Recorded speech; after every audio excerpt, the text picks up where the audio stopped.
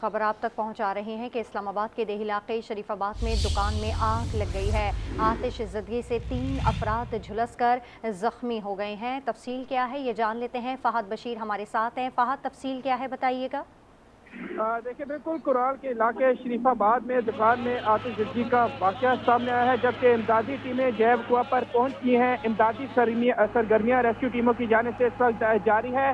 آتش زدگی کے واقعے میں 3 افراد جھلس کر زخمی ہوئے جن کو اسپتال منتقل کر دیا گیا ہے۔ آتش زدگی کا واقعہ کی تاحال وجوہات معلوم نہ ہو سکی، یہ ریسکیو کام کا کہنا ہے، جبکہ پولیس کی جو نفری ہے وہ بھی جیب کنواں پر پہنچ چکی ہے۔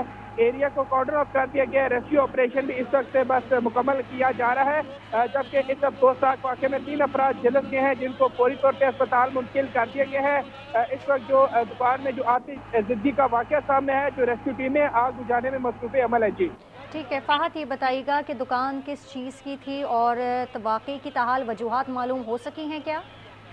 دیکھیں، بالکل جس طرح کے ابتدائی معلومات ہمارے تک پہنچی ہیں کہ جو دکان تھی اس میں آتش زدگی کا واقعہ پیش ہے، لیکن جو آگ کی نوعیت اس حد تک ہے تو جو ریسکیو ٹیمیں وہاں پہ پہنچی ہیں ان کا یہ کہنا ہے کہ جو اس وقت آگ بجھانے کا عمل جاری ہے۔ پولیس موقع پہ پہنچی ہے، پولیس کا بھی کہنا ہے کہ جو تحقیقات ہیں وہ بھی کی جا رہی ہیں۔ جیسے ہی جو مزید اس کی جو مزید ڈیٹیل سامنے آئے گی اس حوالے سے بھی آگاہ کر دیا جائے گا، لیکن اس وقت جو اس افسوسناک واقعے میں 3 افراد جو ہیں وہ جھلس کر زخمی ہوئے جن کو اسپتال منتقل کیا گیا ہے، لیکن آگ لگنے کی جو وجوہات ہے وہ سامنے نہیں آئی۔ جی ٹھیک ہے فہد، یہ بتائیے گا کہ جو 3 افراد جھلس کر زخمی ہوئے انہیں کون کون سے ہسپتال میں منتقل کیا گیا ہے؟